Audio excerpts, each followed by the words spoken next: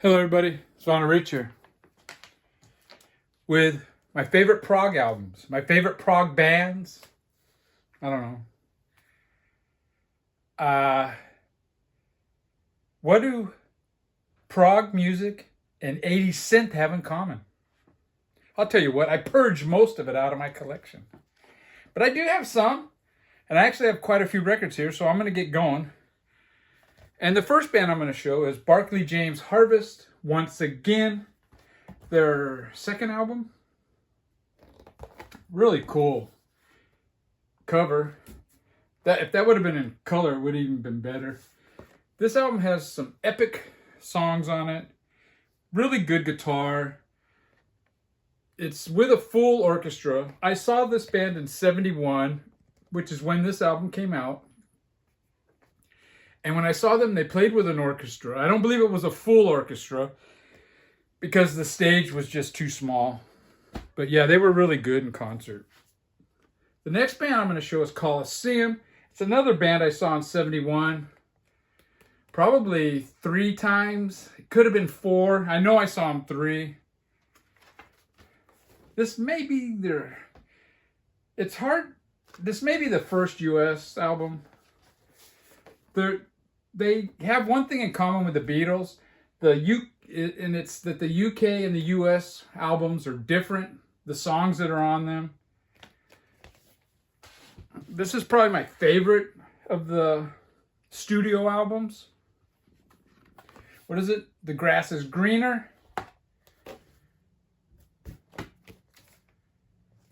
Now Coliseum, some of their songs have kind of a blue tinge to them, which is kind of unusual for prog. This is probably their best album. It's a promo. It's Coliseum Live. Yeah, a lot of times when people think of prog, they think of a Eurocentric sound, orchestral. I think of it not quite that narrowly. In fact, it's kind of like with all genres, it gets kind of gray.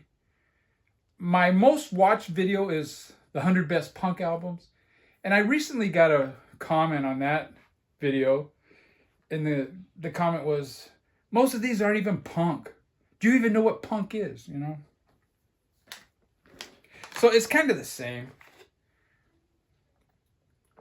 People might argue this next artist is not prog, but I put him in that category. And it's Robert Fripp and Brian Eno, Pussyfooting. This has some ambient sounds to it, but this is before, it's proto-ambient. It's before ambient was a thing. And all it is Robert Fripp on guitar, and I think Eno treating those guitars. Oh, it does have some synthesizer, but it's just the two of them. Another one with just the two of them is Evening Star. Got Robert Fripp on guitar and Brian Eno on loops and synthesizers. I didn't play this one. Some of these albums I had to play because it's been a while since I heard them. I didn't play this one. But I do remember it has kind of, some of the guitar it's too much in your face for it to be considered ambient. And I believe Evening Star is one that has some really good guitar work on it. And this is a live, 801 live. It's got Brian Eno and Phil Manzanera from Roxy Music. And this is it's progressive rock at times. It does have a progressive jazz sound at times. And it just rocks out at times. It's a really good album. Highly recommend this.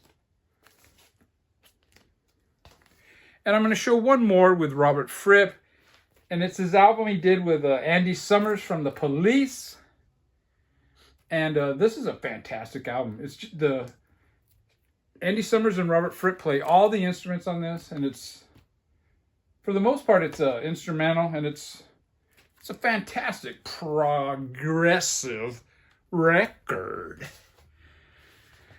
And this next one, people are going to argue they're not progressive rock or whatever, progressive music. It's Weather Report. It's their first album.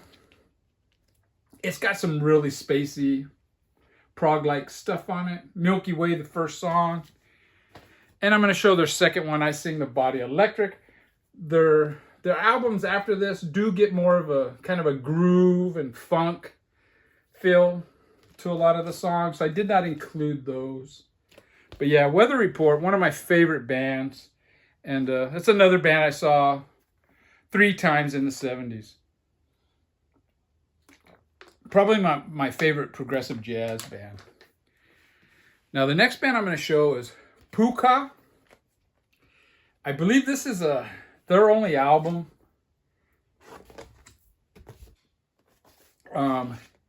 It has some progressive moments mixed in with some psych and, quite frankly, some hard rocking moments.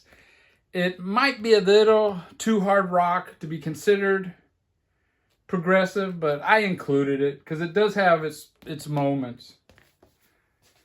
Now this next album, it's Super Sister, and it's Pudding and Glycerin. I guess this music was supposedly for a ballet. I guess that's what's going on back there. There's no question about it. This is definitely prog, and it's fantastic. They're from the Canterbury scene. This is their 3rd album. It's a very creative album. It does include a couple of straight up pop tunes, but it also has some really long jams on it. This album cover has a lot to be desired, though. I mean, it doesn't have any credits, much of anything at all on it, unless you look inside here. You can see it's got the credits and stuff inside where the record goes, and also so there's some more info and stuff inside here. Now the album that I have here has some tape around it. It's kind of thick tape, and I'm assuming the person put that on here to protect this, because a lot of these albums are damaged right here where people, are opening it up trying to look inside, I guess. But yeah, the album cover is kind of stupid, but it's a really, really great prog album. I believe it has been reissued. I'm not sure. The next band is a weird band, and it's Magma. They're French. They're from France. When I first bought this album, I assumed it was a German band, just based on the names of the songs, the name of the album, which I can't pronounce, but it turns out it's a made-up language. It's really weird, man. I'm not sure. This is an early album. I don't know if it's their first or not. It's the only one I have by them. It's a weird, imaginative album. It's got a unique use of choral singers, which kind of remind me of Zappa at times. But yeah, it's a really weird album. In fact, Zappa could have been included in this. People don't generally think of him as progressive, but he does have his albums and his moments where he definitely is. Procol Harum, a more traditional prog band. It's got Gary Brooker on vocals. I did a video a few years back on my favorite singers, my 25 best singers, and Gary Brooker was included in that. He has a fabulous voice. Now, this is their first album. I don't know if you would necessarily say this is prog. Their second album, Shine On Brightly, I believe it is.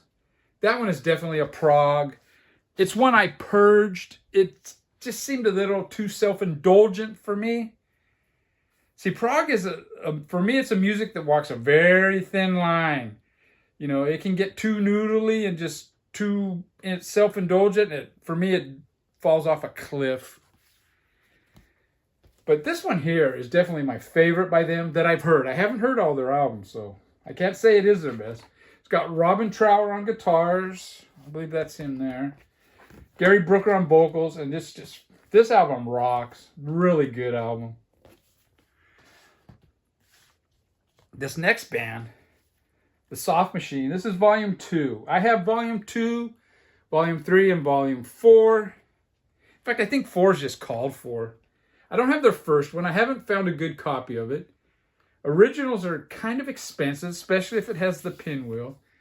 I'll end up getting a reissue, I think. The first one is I would consider it more of a kind of a psych and prog kind of mixed together. And as time went on, they got a little more proggy. My issue with their first album, or with this band in general, is the vocals are not really that strong. And as time went on, they sang less and less and less. And it got to the point where you could almost call them a progressive jazz band. But yeah, this is a good album. 3 is a really good album. It's a double album. And this is 4. And yeah, this is a good one too. And I think you'd be hard-pressed not to call this progressive jazz, really. The next band is one that I got into in 2017. And that's when this Record Store Day release came out, and it's Hawkwind. This is their debut album. They made a few attempts at recording this, and it wasn't going good. So they ended up just playing live in the studio, and that's how they recorded this. The first song of this is a basic rocker with acoustic guitars in it. It's a really good song, Hurry on Sundown. And then it goes into The Reason Is, and it gets into these spacey sounds and stuff. And yeah, it's a really good album. It really rocks. For a debut, I think it's really good. In fact, I think it's better than a lot of their other stuff. This is the second album.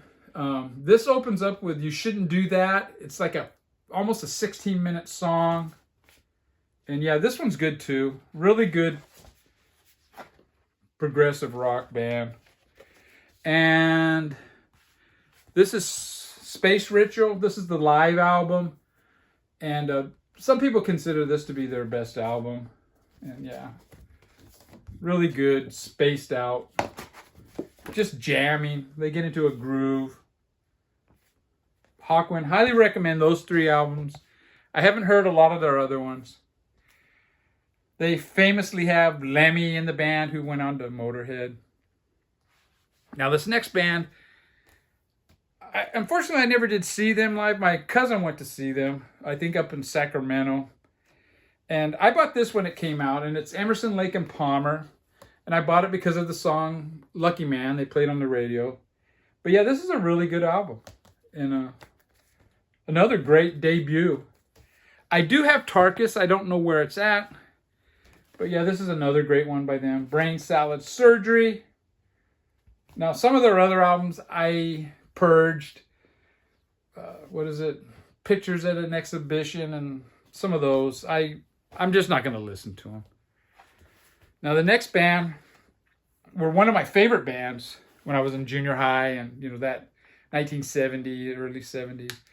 And I wouldn't consider their first 3 or 4 albums to be progressive rock. I guess you could say Aqualung has its moments, but this one definitely is. Thick as a Brick. Just one continuous song. I guess it's got other kind of bits in there that you could consider different songs all strung together.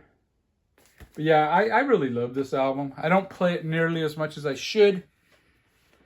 The one that came out after this was Passion Play. My brother bought that one, and I played it. I listened to it, and I did not like it. And I never really listened to a Jethro Tull album since. It was kind of at a time when I was changing my taste. And yeah. Now we're on to the final 3. For me, the big 3. And this is the debut album of Yes. I definitely like this cover better than in the UK. It was just this cartoon thing. Yes was on the front, just real big. Yeah, I like the picture better. This has its moments. It's a great album. It's not a prog masterpiece. In fact, some of it isn't even prog. Their second album, they get a little better. In fact, this has some great stuff on it. Their third album they got it, man. Yours Is No Disgrace, Starship Trooper, I've Seen All Good People, Perpetual Change. I mean, it's just great. And I think it's my favorite of theirs. I'm not going to say it's their best, but it's definitely my favorite. Just fantastic stuff. Now, this one I did listen to before making this video, because I've always had an issue with this album as being their best. It's the one that broke them out because of the song Roundabout. And I always considered this album to be kind of fractured. It didn't flow well for me. And what it is, it's got 4 great songs. It's got 2 great songs on side 1 and 2 on side 2. And then it's got these little bits in between. Side 1 starts out with Roundabout. And then the second one is Cans and Brahms, which is a Rick Wakeman jerking off with his orchestra, his organs and that. And it's okay. And then the next one is We Have Heaven. For me, that doesn't go anywhere. And then it ends up with South Side of the Sky. It finishes with another great song, you know. They could have, I don't know. I like this side more than I thought I was. But those 2 in the middle, I don't know. Side 2 starts off with 5% for Nothing. Another song it's okay, but it doesn't really go anywhere. Then you got Long Distance Runaround, another great song. Then you got The Fish, which I don't think is very good. And then you got Mood for a Day, which is Steve Howe just twiddling away with his guitar to show how good of a guitar player he is. For me, it's unnecessary. And then it finishes with Heart of the Sunrise, another great song. And we got Close to the Edge, which now is a lot of people's favorite album. It has some great moments on it. It has some that kind of, probably the Rick Wakeman parts if I listen to it. But you know what really stands out? I mean, everybody in Yes are great. But Bill Bruford on drums and Chris Squire on bass, those 2 guys really stand out on these 2 albums. And I have one more Yes album, and it's this one. I purged, I think, 2 or 3 of my other Yes albums. And a few years ago when I was purging stuff, going for the one, I listened to this one. I was not expecting to keep it. And I really liked it, man. It's a good album, and it's got a nice pair of buttons on the cover, you know? No Tormato, I'm sorry. Now, probably this next band is probably the biggest prog band in the world. It's Pink Floyd. This is from 1966 and 67. Kind of a psych, but you got Interstellar Overdrive. It's almost a 17-minute song. So it's kind of, you know, proggy from the beginning, you know. I mean, it's got a groove, and it's definitely not your typical psych song. And then you got their debut, which is a psych album. This is an interesting version of it. This is a first press Israeli copy, which turns out is the same as a third press, I believe, UK. But yeah, really good version of this. You got Relics, which is a comp. It's got Arnold Layne, some other psych songs, but it does show some progressive moments. And then you get this one, Umaguma. You would call this a prog album. It's not a very good prog album, in my opinion. It's got moments, but then it's got other moments where there's fucking birds chirping and shit. You know, it's not a great. But this one is Metal. Fucking great album. Side 2, Echoes. And even side 1 is great. It's just a great album. Beautiful centerfold. And then you got this one. This is an interesting album. Obscured by Clouds. It's music from the film The Valley. It's got some short, it's mostly short songs, like 5 songs on each side or so. 6 songs and then 4 songs, okay. You got some instrumental stuff. You got some that with the singing. And this is kind of a prelude to what they were going to become. Some of the stuff on here sounds like what they became. And then you got this one. This is the album that blew up. And then you got the rest of the albums from the 1970s that kind of have this groove to them. It's not orchestral prog, but I did go see them, and it was in the 80s when I saw them. And they were definitely, it was definitely a prog concert. It was fantastic. And yeah, they're a great band. I don't have The Wall. Everything before The Wall. I have most of it, not all of it. I do have a couple of bootlegs. This is recorded in the Fillmore West in the early 70s. And this one is Floyd's of London, which is some BBC recordings, if I remember right. Two good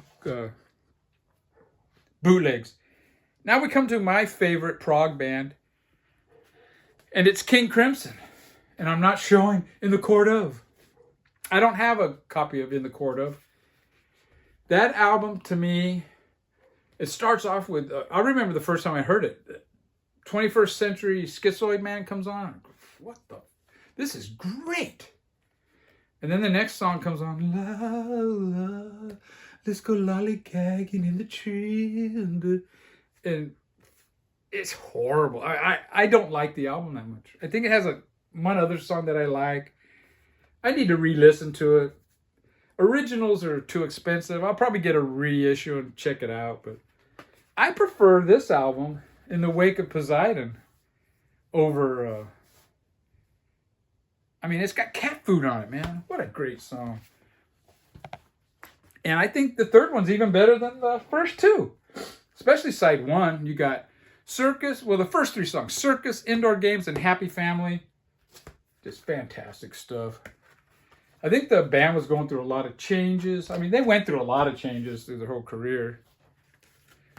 But yeah, this one has some jazzy feel to it. So for that, it's not a real popular one with people, but it's one of my favorites.